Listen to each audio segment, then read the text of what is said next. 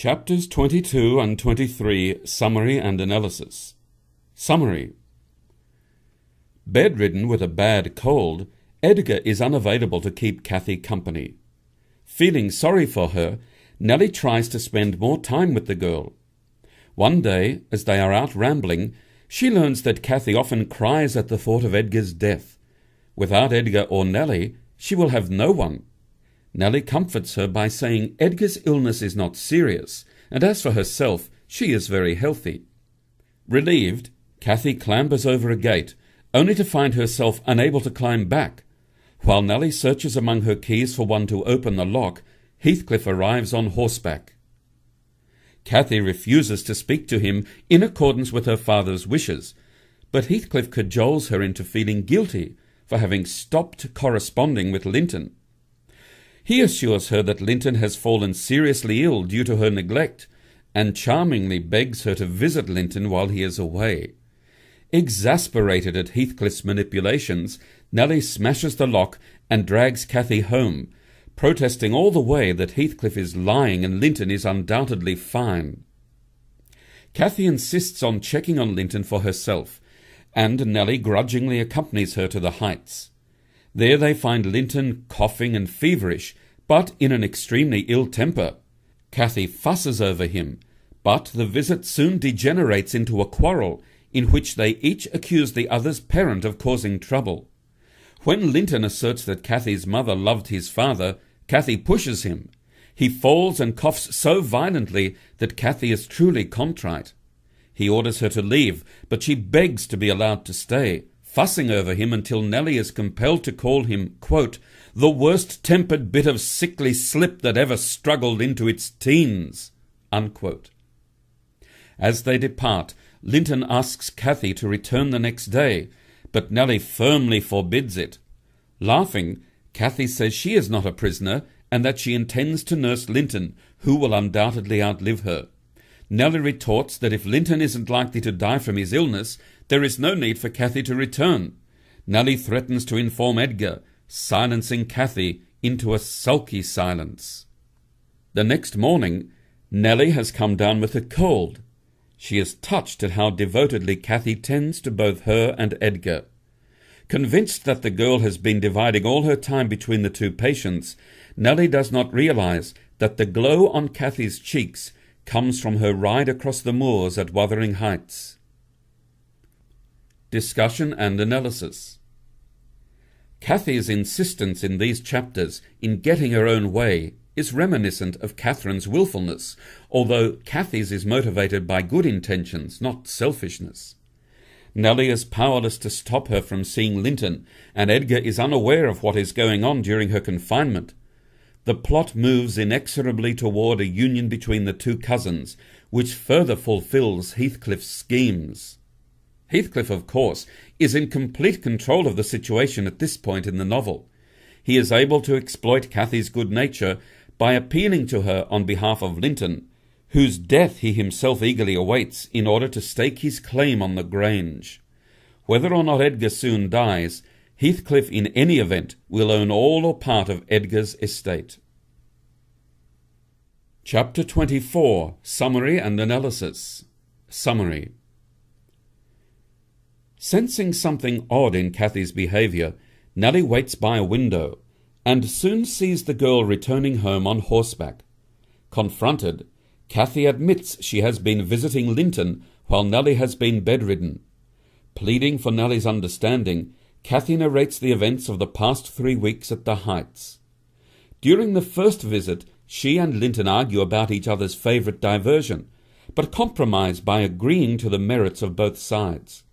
Cathy attempts to play games with Linton, but he becomes peevish when she wins consistently, yet allows her to calm him with her singing.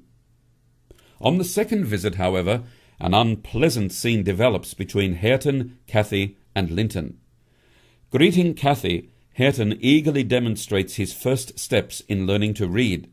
When Cathy notes that this is all he has accomplished, he responds with anger. Ignoring him, she goes in to visit Linton in the parlour, only to have Hareton burst in, throw them out of the room, and bar the door. Linton throws a coughing fit, and as blood gushes from his mouth, Cathy seeks Zilla's assistance. Guilt-ridden, Hareton meanwhile carries Linton to his bed, calling over his shoulder for Cathy to go home. Joseph locks the sobbing girl out, but Zilla soon directs her back inside. Hareton clumsily attempts to apologize for what he has done, but Cathy, incensed, snaps her whip at him. She runs off as he curses at her. Nervous about returning, she nevertheless does so, and learns from Zilla that Linton is mending nicely. However, he sulks at her arrival and refuses to speak to her for an entire hour. Finally, he snaps at her, laying the blame for the previous events on her, not Hareton. Unable to reply, she stalks out silently. 2 days later, she returns to settle matters between them. Linton admits he is a worthless young man. His father has often reminded him of this. However, he prevails upon Cathy to believe him as capable of goodness as she, and tells her he loves her. Accepting his apology, they reconcile. Cathy is further encouraged that her attentions to Linton are needed. On one subsequent visit, she overhears Heathcliff verbally abusing the boy. Having told Nellie everything, Cathy asks her not to tell Edgar. Thinking it over, Nellie decides she must let him know. Edgar's alarm at this turn of events is profound. He vehemently forbids Cathy to return to the Heights again, relenting only to agree to write Linton, inviting him to visit Cathy at the Grange. Nellie notes that had Edgar been acquainted with Linton's unpleasant nature, he would not have permitted even that. Discussion and analysis. Hareton's basic decency is demonstrated several times in this chapter, yet he is continually rebuffed by Cathy's insensitivity. Failing to realize that Hareton is the better of the two young men, she concentrates only on Linton, for whom she possesses a romantic interest based on his helplessness. When Nellie rebukes her for her unkind treatment of Hareton, after all, he is her cousin as well, Cathy calls him a brute. Brutish as he can often be, Hareton is capable of knowing when he has done wrong, and is eager to make amends. The reader is moved to pity him for being usurped by the sickening Linton in Cathy's favours. To carry the pet dog motif mentioned in the analysis of chapters 20 and 21 further, the image we carry of him when Cathy cuts him with her whip is that of a scolded puppy. Additionally, the reader should note the love triangles which are paralleled in both generations of the Earnshaw and Linton families. The Hareton-Cathy-Linton triangle repeats that of Heathcliff-Catherine-Edgar, but with a fundamental difference. The younger generation, despite their shortcomings, are fundamentally better than their parents were at the same age, and certainly lack the conflicts engendered by Heathcliff's hostility toward Hindley and Edgar. Chapters 25 and 26, Summary and Analysis. Summary. Conversing with Lockwood, Nellie reveals her awareness that he has fallen in love with Cathy himself. While Lockwood admits that might be true, he intends to resist the temptation, since he will eventually be returning to London and cannot afford a romantic complication. He asks Nellie to continue her narration.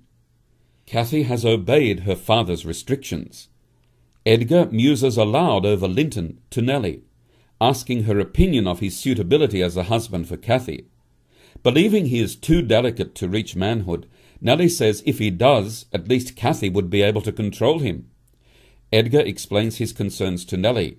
He knows he will soon die, and although he looks forward to an eternity beside Catherine, he worries about what will happen to Cathy.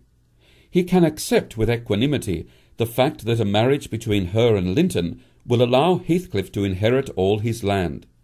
Edgar's only concern is if Linton can possibly make her happy. If his suspicions about Linton are correct, that he is, quote, only a feeble tool to his father, unquote, he would rather, quote, resign her to God and lay her in the earth before me, unquote. On Cathy's 17th birthday, he again writes to Linton, asking to see him. Linton responds that his father will not allow him to visit at the Grange, but hopes they can meet somewhere else. He begs Edgar to let him be with Cathy, since he is surrounded by people who dislike him, and requires her presence to be cheerful and well. After some deliberation, Edgar consents to allow them to meet on the moors, with Nellie as chaperone. Edgar's hope is that the two will marry and come to live at the Grange, having no idea that Linton's death is as imminent as his own. Nellie adds that Linton's suggestion that they meet to walk or ride horseback is an indication of Linton's strength. She has no idea that in Heathcliff's eagerness to consummate his plan, he is only too willing to overtax Linton's precarious health. On their date, Nellie and Cathy observe that Linton is so weak he can barely stand. His lethargy is so severe that Cathy soon proposes to go home. This news makes Linton nervous, and glancing back toward the heights, begs her to wait at least a half-hour. Nellie senses that Linton is afraid of Heathcliff, and asks if he is treating the boy with active hatred. Unable to respond, Linton dozes off, leaving Cathy puzzled as to why he insisted on her remaining for half an hour. When she moves to leave, Linton awakens and tries to detain her, murmuring, quote, "He's coming," unquote. Cathy rides off before Heathcliff can arrive, promising to return the following Thursday. Discussion and analysis. The contrasting motives of both fathers are evident in these chapters. Edgar, in his goodness, is resigned to relinquish all his property into the hands of his enemy, Heathcliff, if only he can guarantee his daughter's happiness. Centuries of family wealth and pride are meaningless to him, as long as his beloved child's future will be secure. Heathcliff, on the other hand, views Linton merely as a pawn to advance his revenge against the Lintons and Earnshaws. He cares nothing for Linton's condition, desiring only the money he can gain through Linton's marriage to Cathy. It is difficult at this point in the novel to recall any sympathy the reader may have had for Heathcliff in previous chapters. Consumed as he is with vengeance, he appears to be the embodiment of evil.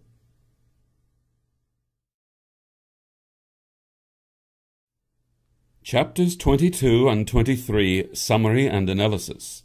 Summary. Bedridden with a bad cold, Edgar is unavailable to keep Cathy company.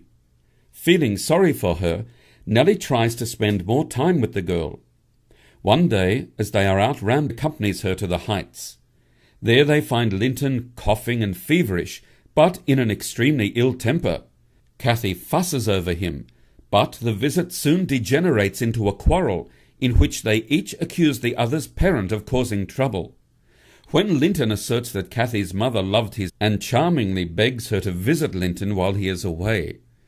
Exasperated at Heathcliff's manipulations, Nellie smashes the lock and drags Cathy home, protesting all the way that Heathcliff is lying and Linton is undoubtedly fine. Cathy insists on checking on Linton for herself, and Nellie grudgingly searches among her keys for one to open the lock. Heathcliff arrives on horseback. Cathy refuses to speak to him in accordance with her father's wishes, but Heathcliff cajoles her into feeling guilty for having stopped corresponding with Linton. He assures her that Linton has fallen seriously ill due to her neglect. She learns that Cathy often cries at the thought of Edgar's death. Without Edgar or Nellie, she will have no one. Nellie comforts her by saying Edgar's illness is not serious, and as for herself, she is very healthy. Relieved, Cathy clambers over a gate, only to find herself unable to climb back, while Nellie